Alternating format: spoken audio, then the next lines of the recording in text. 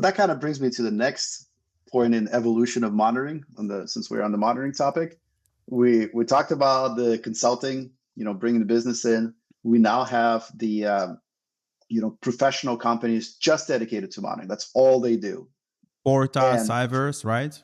We are talking about which companies? Yeah, exactly. There are quite a few. They're all popped up, it seems, in the last few quarters. Startup that raise money and capital, usually like millions of dollars in seed raise.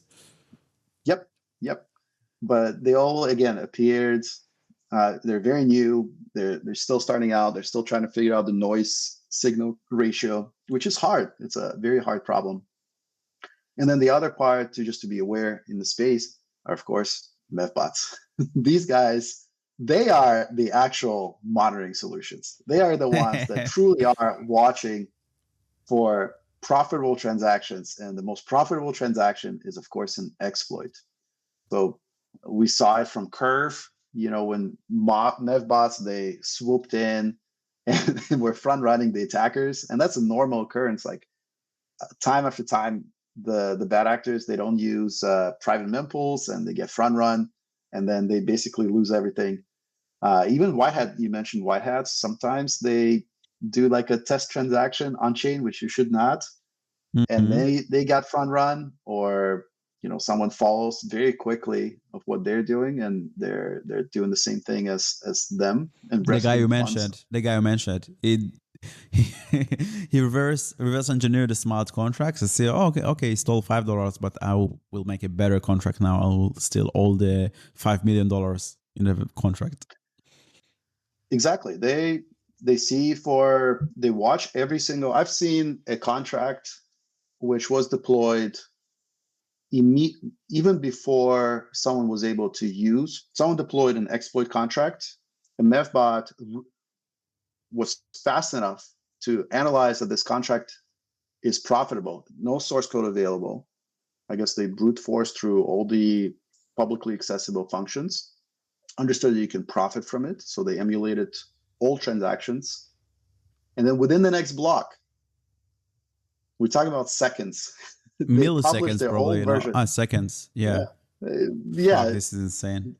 They were able to publish their contract where they bytecode modified it to allow for, because there's usually some kind of like access control logic to allow. Yes, usually it is but this is the easiest to bypass, right? There are kind of like TX origin require statement, or like if statement, or like message sender, but they easily remove this. But if they're doing more than that, this is something that I didn't hear of, Usually they remove access control, but what about other things, even improving the exploit? Maybe they see that they can even extract more money.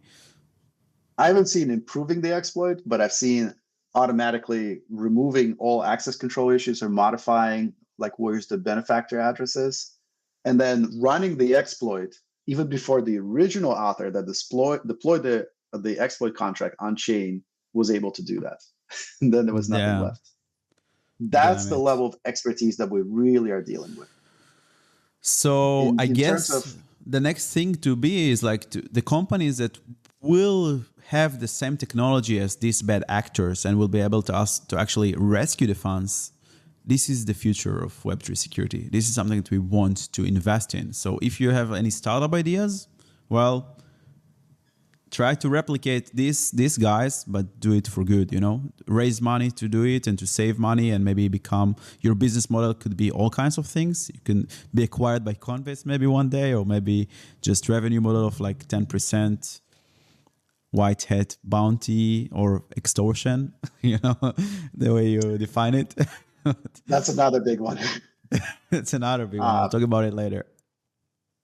Yeah, I think in terms of monitoring, where we are today, where we are just trying to get up to speed in terms of, can we detect enough? Can we actually like alert? Like I think a lot of focus for monitoring companies, the latest generation, where they are actually announcing like, hey, like we detected a suspicious transaction.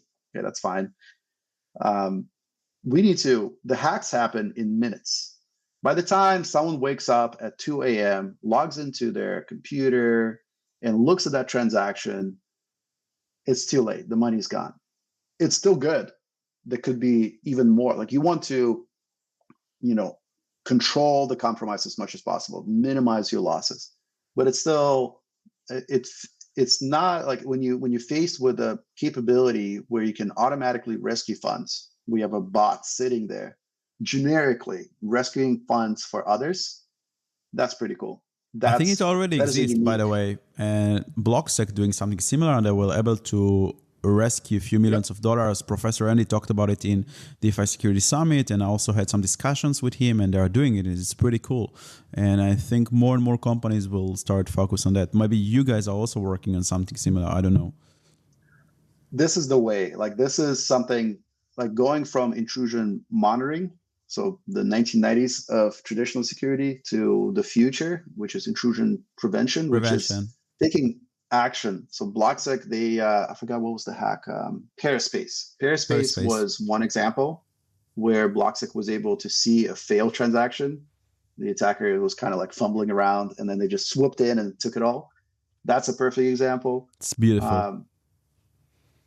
That's where we really want to be. Like there's like other, I don't want to name drop all the products out there, but people are exploring this, but it will take time to fine tune what constitutes an incident, what constitutes a hack, what parameters we need to define there, and then see if we can automatically rescue. That's the I guess the North Star that we should be following. For sure.